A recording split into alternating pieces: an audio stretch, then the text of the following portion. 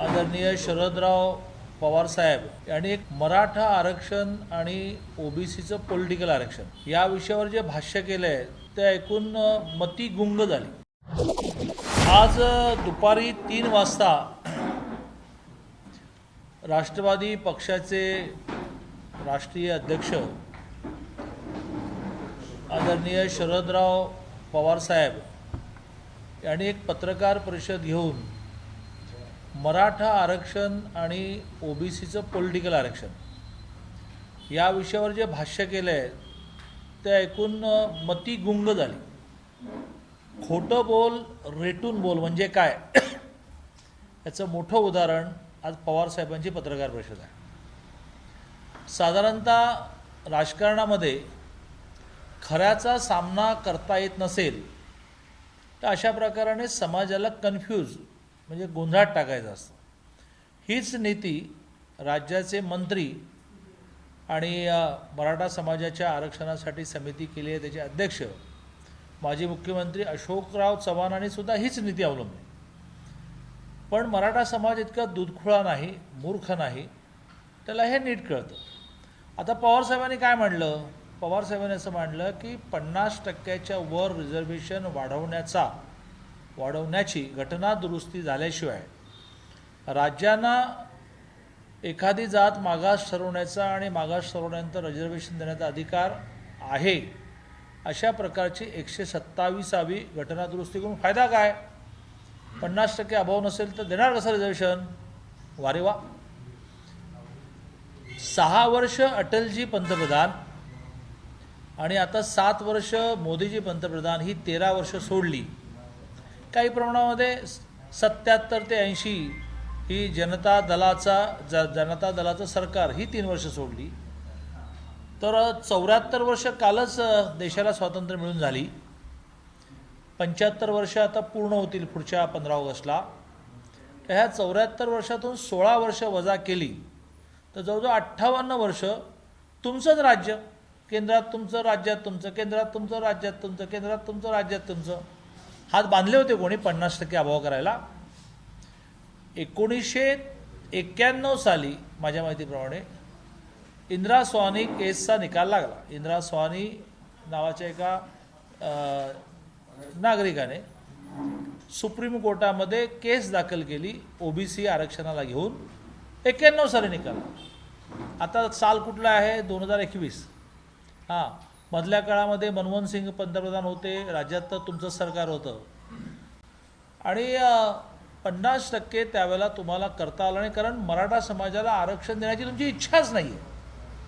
तुमची इच्छा असती तर ह्या सगळ्या कालावधीमध्ये सुरुवातीच्या काळामध्ये कम्पॅरेटिव्हली सोपं होतं की इतका आग्रह कोर्टांचा नव्हता। 91 सालच्या इंदिरा स्वानी केसनंतर खरं म्हणजे कोर्टांचे आग्रह सुरू झाले। तोपर्यंत अनेक जाती या ओबीसी झाल्या, त्या ओबीसीहून त्यांना आरक्षण मिळालं। तुम्ही काय करत होतात?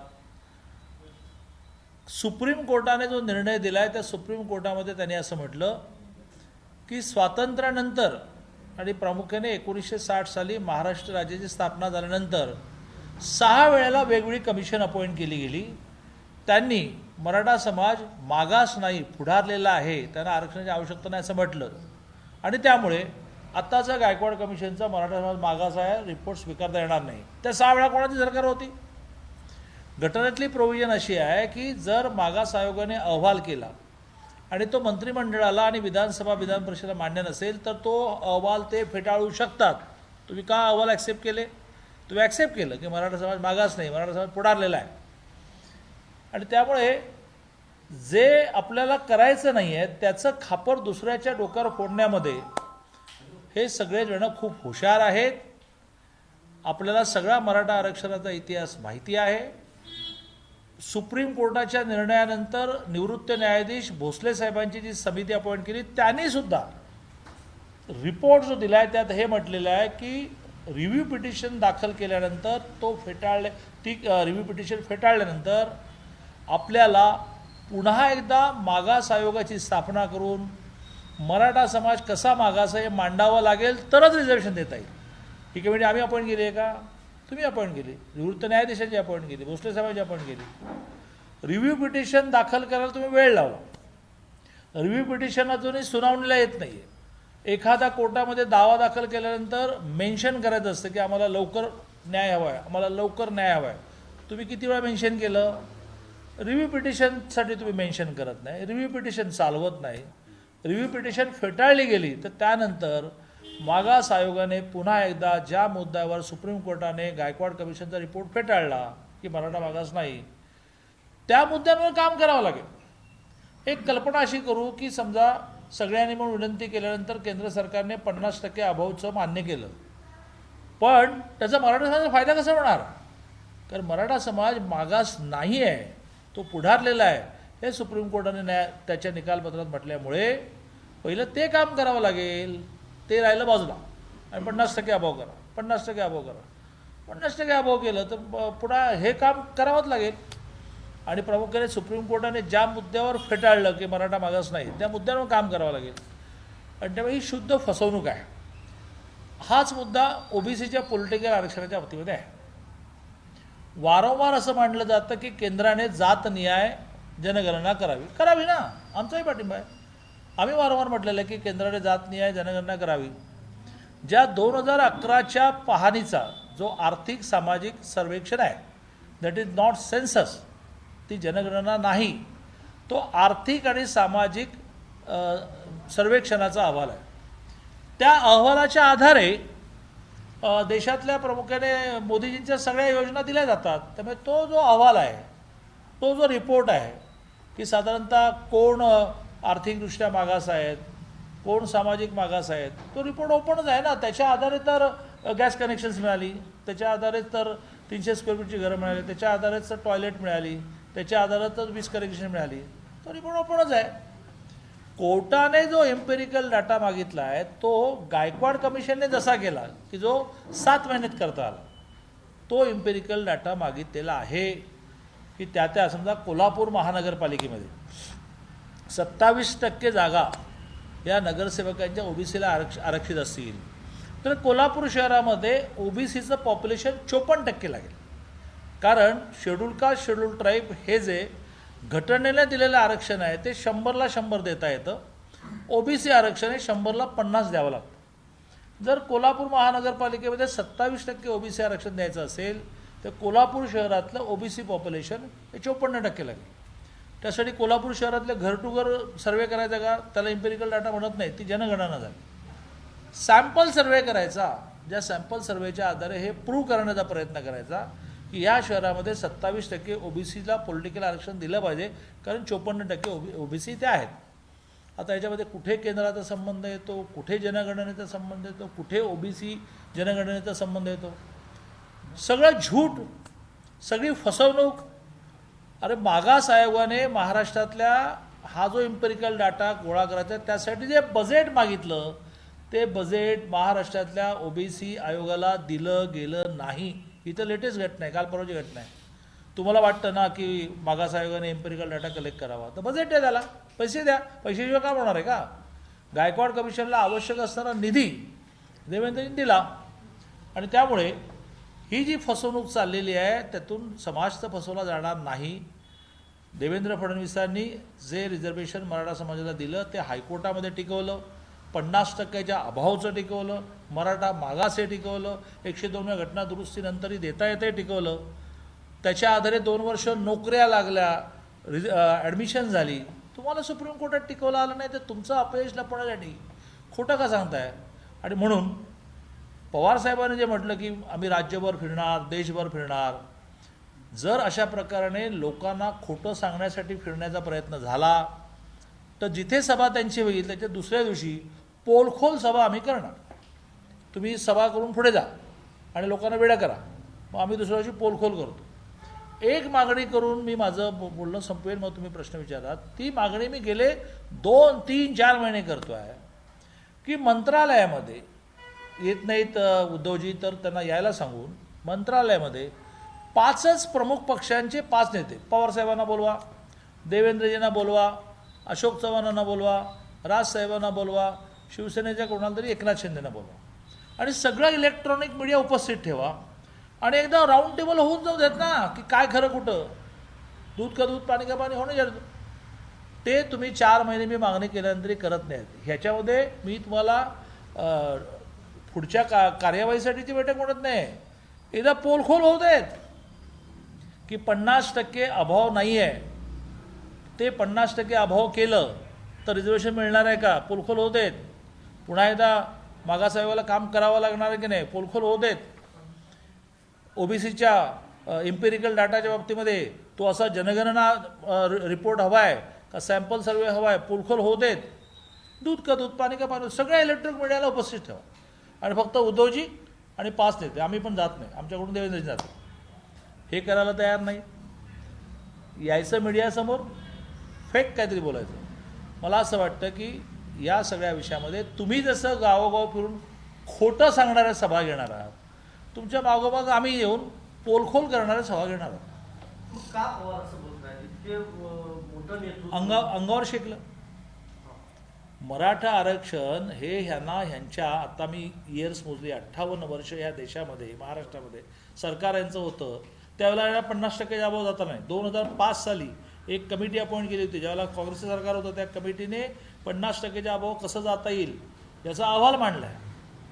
तुम्ही तर केंद्रामध्ये मंत्री होतात आणि खूप टॉपचे मंत्री होतात, तर तुम्ही का नाही त्या कमिटीचा रिपोर्ट इम्प्लिमेंट केला? आणि त्यावेळी अंगावर शेकलेलं आहे. सर्वसामान्य माणूस विचारायला लागला की 50% अभावला तुम्ही आधी का झोपा काढत होतात का? आधी कुठे गेला होतात? मग आता सांगण्याचा प्रयत्न केला की अहो देऊ शकतो आम्ही, पण 50%चे अभाव झालं पाहिजे. हे ते तुम्ही खोटं सांगण्यासाठी गावोगाव जाल, तुमच्या मागोमाग जाऊन आम्ही सभा घेणार.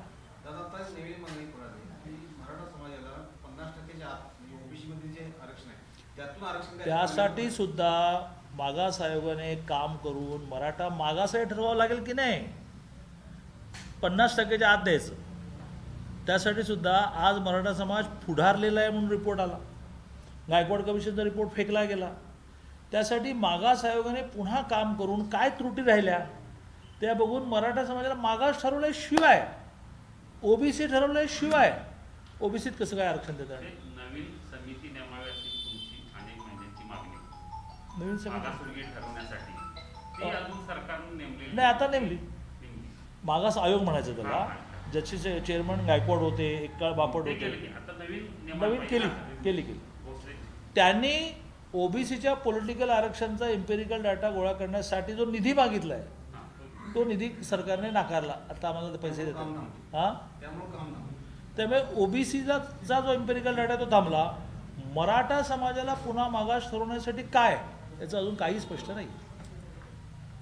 तीच कमिटी करणार ना, तोच मागास आयोग ओबीसीचाही करणार, मराठा. पवारांना तुमचं आव्हान आहे की सगळीकडे तुम्ही फक्त मंत्रालयात घेऊन 5 जण ओपन कशाला फिरताय? इलेक्ट्रॉनिक मीडिया 11.5 कोटी लोक पाहतात. कोणी साम पाहत असेल तर कोणी झी पाहत, सगळे पाहतात. दूरदर्शन पाहत असेल, अगदी आदिवासी पाड्यांवर दूरदर्शन बघायला मिळतं. सगळ्यांचे कॅमेरे लावा आणि देवेंद्रजीने मांडावं की तुम्ही कसं खोटं बोलताय, आणि ह्याने मांडावं की कसं आम्ही खरं बोलतो. हां, सगळा इतिहासच मांडतो शाहू महाराजांपासून. हां, पहिला तर हा इतिहास मांडतो की बा मराठवाड्यामध्ये निजाम संस्थान ज्यावेळेला भारतामध्ये विलीन झालं त्यावेळेला निजाम संस्थानचं आणि भारत सरकारचं एक ॲग्रीमेंट आहे. ते ॲग्रीमेंटच घेऊन देवेंद्रजी बसतील. त्या ॲग्रीमेंटमध्ये निजाम संस्थानने माझ्या प्रजेचं काय काय अधिकार तुम्ही राखले पाहिजे अशी एक मोठी यादी आहे. त्याच्यामध्ये माझ्या प्रजेचा कास्ट स्टेटस आज जो आहे तो तुम्ही मेंटेन केला पाहिजे म्हटलं. तो कुणबी आहे. स्वातंत्र्य मिळाल्यानंतर तुम्ही कधी मराठा केलं कळलंच नाही. निजाम संस्थानमधून जो माणूस मराठवाड्यात आला तो कुणबी आहे.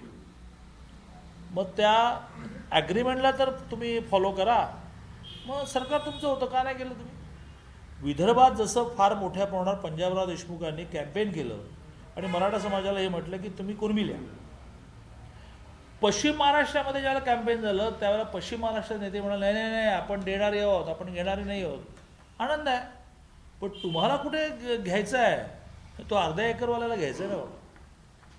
12 आमदारांची जी नियुक्ती आहे त्याच्यावर जेव्हा पवारांना विचारलं, राज्यपालांचं वय झालंय, आता मी ह्या विषयावर पुन्हा बोलणार नाही असं पवारांनी म्हटलं. राज्यपालांचं वय झालं आणि पवार साहेबांचं नाही झालं का?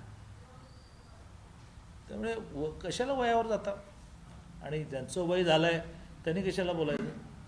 आणि राज्यपाल हा विषय म्हणजे त्यांच्यासारखा या राज्याचा किंवा कुठल्याही राज्याचा संविधानिक प्रमुख हे राज्यपाल असतात. त्यांच्यावर उठसूट प्रेस कॉन्फरन्स बोलण्यात पॉईंट नाही. न्यायालयाने सुद्धा हे मान्यच केलं की राज्यपालांना आम्ही निर्देश देऊ शकत नाही. न्यायालयाने सुद्धा मान्य केलं की यांनी किती दिवसामध्ये निर्णय द्यावा ह्याचं काही बंधन नाही. न्यायालयाने आपलं मत मांडलं की आमचं मत आहे की तुम्ही वेळेत दिला पाहिजे. वेळेत म्हणजे कधी हे काही त्यांनी सांगितलं नाही. आता यावर राज्यपाल काय करतात ते करतील.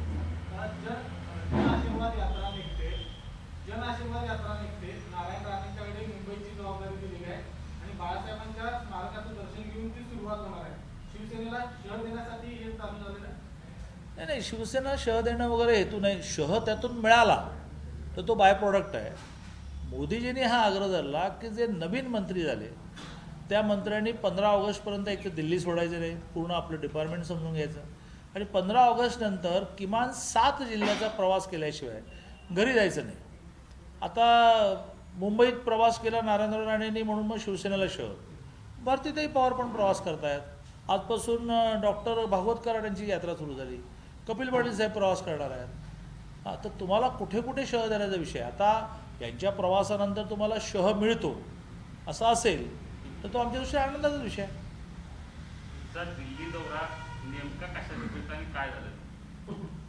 महाराष्ट्रातला साधारणतः देवेंद्रजीने जाणं दिल्लीला, मी जाणं दिल्लीला, आशिष शेलारने जाणं दिल्लीला, विनोद तळणे दिल्लीला, हे कॉमन असतं. पण महाराष्ट्राची जी आमची कार्यकारिणी असते ती 90 जणांची असते. पदाधिकारीसुद्धा आमचे 21 असतात. त्या पदाधिकाऱ्यांना सुद्धा हा एक फील असतो की बा आमचं दिल्लीला जाणं होत नाही, आमचं या सगळ्या मोठ्या लोकांच्या भेटीगाठी होत नाहीत. त्यामुळे हा एक नवीन प्रयोग मी केला. सुदैवाने त्याला कारण मिळालं की महाराष्ट्रातले 4 नवीन मंत्री झाले.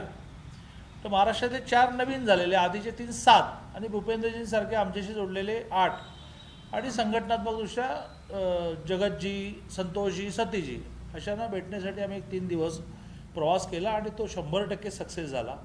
अगदी जगतजी तर राज्यसभेमध्ये इन्शुरन्स बिलवर बसले होते. आम्ही आलो कळल्यानंतर ते बाहेर आले आणि 40 मिनटं आमच्याशी गप्पा मारल्या. आणि त्यामुळे त्यातला हेतू नवीन मंत्र्यांचं अभिनंदन, त्यांना शुभेच्छा, त्यांचं डिपार्टमेंट समजून घेणं, ह्याचा महाराष्ट्राला कसा उपयोग होऊ शकतो. उदाहरणार्थ भागवत कराडांच्या बोलण्यातून जाणवलं की कुठल्याही नॅशनल बँकेची एखाद्या गावात ब्रांच सुरू करण्याचं डिपार्टमेंट किंवा अधिकार त्यांच्याकडे. म्हटलं फारच मोठी गोष्ट. आता गावोगाव जिथे अशा प्रकारे स्टेट बँकेची, बँक ऑफ महाराष्ट्राची ब्रांच व्हायची असेल तर भागवत कराडांचा फॉलोअप घेता येईल. कपिल पाटलांची भेट झाली. ते म्हणाले की 2,20,000 गावांना 2,86,000 कोटी रुपये वाटण्याचं, केंद्र सरकारचा पैसा वाटण्याचं पंचायत राज डिपार्टमेंट वाढलं. It's a very very big thing. आम्हाला महाराष्ट्रामध्ये भांडण करायचं आहे की हा केंद्राचा पैसा गावाला जो येतो त्याचं व्याजसुद्धा स्टेट गव्हर्नमेंट काढून घेतं. चला लगेच मोठं निवेदन तयार करा आणि यांना म्हणा की पैसा केंद्राचा आला गावच्या विकासाला. त्या बिचाऱ्याने FD केली, त्या FDचं व्याज घेतलं आपल्या जिल्ह्यामध्ये आणि त्याच्यातून औषधं खरेदी करून भ्रष्टाचार केला. त्या भ्रष्टाचाराचा विषय चालला आहे. त्यामुळे अशी त्या नवीन मंत्र्यांची खाती समजून घेणं याचा आपल्याला कसा उपयोग होईल. म्हणजे भूपेंद्र यादवांबरोबरची चर्चा तर आमची इतकी अप्रतिम झाली. कामगार कायदा विषय झाला, ESIC हॉस्पिटल्स असा विषय झाला.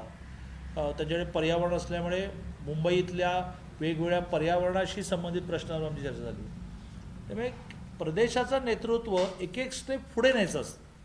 मी त्या सगळ्या प्रदेश नेतृत्वाला एक स्टेप पुढे न्यायचा प्रयत्न केला. त्यांचा कॉन्फिडन्स वाढवला की आम्ही दिल्लीत गेलो, आम्ही मंत्र्यांना भेटलो आणि म्हणजे अतिशय उत्तम स्वागत सगळ्यांचं झाल्यामुळे आम्ही राज्याचे नेते आहोत हा भाव त्यांच्या मनामध्ये निर्माण करण्याचा प्रयत्न होतो. शरद पवार राज्यभर फिरणार आहे, तशा प्रकारे केंद्र सरकार लोकांची दिशाभूल करतं. खरं तर सुरुवात तुम्हीच करून भाजप पुढे जाऊ शकत नाही. त्यांची पोल करून येण्यापेक्षा मी तर बहुधा 28व्या वेळी, दिस इज माय 20th टाईम, हे मांडतो आहे की हे फसवत आहेत आणि त्यामुळे वेगळे मांडण्याची आवश्यकता आहे. पण आज पुन्हा एकदा ते खोटे बोलले म्हणून मी तुमच्यासमोर आलो. त्यांना एकदा गावागाव जाऊन मांडू दे, काय मांडतात ते बघून नंतर मांडू. पण माझा मुद्दा आहे की त्यांनी पण फिरायला नको आणि आम्ही पण फिरायला नको. तुम्ही मंत्रालयात फक्त 1-2 तासाची मीटिंग घ्या आणि काय खरं काय खोटं होतं. आता राष्ट्रपती वारंवार सांगते की घटनादुरुस्तीचा काही फायदा नाही आहे. 50% जी काही मर्यादा आहे ती शिथिल होणं गरजेचं आहे आणि यासाठी राष्ट्रवादी जनजागृती करणार आहे. ही वस्तुस्थिती जी आहे ती समजून सांगण्यासाठी लोकांच्या, तरुण मंडळाच्या आणि विद्यार्थ्यांच्या सभा घेणार असं म्हणतात. यामध्ये केंद्रावर दबाव आणण्याचा प्रयत्न. म्हणूनच त्यांच्या मागोमाग आम्ही जातो पोलखोलच्या सभा करायला. 50%च्या अभाव आज सुचलं काय? तुमचं तर 58 वर्ष राज्य होतं केंद्रात राज्यात का नाही गेलं 50% अभाव? 2005ला एक कमिटी अपॉइंट झाली. त्या कमिटीने हे सजेस्ट केलं की 50%च्या अभावला 5 ते 14 9 वर्ष राज्य होतं, तुम्ही केंद्रामध्ये होतं, काय केलं? आणि 50%च्या अभाव जायचा निर्णय जरी मोदीजींनी घेतला तरी जोपर्यंत मराठा मागास नाही असा जो सुप्रीम कोर्टात निर्णय झाला आहे, त्याच्यात मागास आयोगाने म्हणजे महाराष्ट्र सरकारने मेहनत घेऊन मराठा मागास आहे हे जोपर्यंत पुन्हा एस्टॅब्लिश करत नाही तोपर्यंत 50% अभावाचा काय फायदा आहे? पुन्हा एकदा शरद पवारांनी केंद्राचा विरोध केलेला आहे. केंद्र सरकार दिशाभूल करते अशा प्रकारची भूमिका मांडलेली आहे. आम्ही संपूर्ण राज्यावर दौरे करून केंद्र सरकार कशा प्रकारे फसवणूक करते सांगणार असं पवारांनी म्हटलेलं आहे. केंद्र सरकार दिशाभूल करत आहे की पवारसाहेब दिशाभूल करत आहे हे मराठा समाजातला ओबीसी समाजातला सर्वसामान्य तरुणसुद्धा सांगू शकेल. केंद्राने 50% अभाव जायचं हा विषय आज आठवला काय? 58 वर्ष या देशामध्ये तुम्ही राज्य केलं. 7 वर्ष मोदीजी आहेत, 6 वर्ष अटलजी होते आणि 3 वर्ष मोरारजी होते. बाकी तर तुमचंच राज्य. मग एवढ्या काळामध्ये मराठा समाजाला मागास ठरवण्यामध्ये अडचण काय होती? 6 आयोग तुम्ही अपॉइंट केले, 6 कमिशन्स. त्या 6ही कमिशनने त्या वेळेला मराठा मागास नाही असा रिपोर्ट का दिला? का तुम्ही झोपा काढत होतात? 50% अभावची घटनादुरुस्ती तुम्ही का नाही आणली? झोपा काढत होतात. आताही 50% अभावची घटनादुरुस्ती झाली तरी सुप्रीम कोर्टाने गायकवाड कमिशनचा रिपोर्ट फेटाळल्यामुळे मराठा मागास नाही असं झालेलं आहे. तो मागास ठरवल्याशिवाय 50% अभावाचा फायदा कसा होईल? ते मागास ठरवण्याचं काम मागास आयोगाचं आहे. त्याला पैसे द्या आणि कामाला लावा आणि सुप्रीम कोर्टाने ज्या मुद्द्यावर मराठा मागास नाही असं म्हटलंय त्या मुद्द्यावर काम करा. शरद पवार सभा देखील घेणार आहे. त्याला शरद पवारांनी सभा घेण्यामध्ये ह्या वयात वेळ घालू नये. मंत्रालयामध्ये सगळ्या पक्षांचा एक, त्यात राष्ट्रवादीतर्फे ते समजा BJPकडून देवेंद्र फडणवीस अशांची एक 5च जणांची उद्धवजींबरोबर बैठक करा. सगळ्या इलेक्ट्रॉनिक मीडियाला मात्र निमंत्रण द्या आणि सगळ्या जगाला एकदा पाहू द्या की काय खरं आणि काय खोटं. दूध का दूध, पाणी का पाणी हो जाएगा. त्यासाठी गावोगाव जाण्याची काय आवश्यकता आहे? गावोगाव जाऊन तुम्ही लोकांची दिशाभूल करण्याचा प्रयत्न केला राजकीय स्वार्थापोटी. तुमच्या मागोमाग आम्ही तुमची पोलखोल सभा करणार. तुमची सभा झाली की दुसऱ्या वर्षी आम्ही तिथे आहेच. लाल मातीतली कुस्ती म्हणजे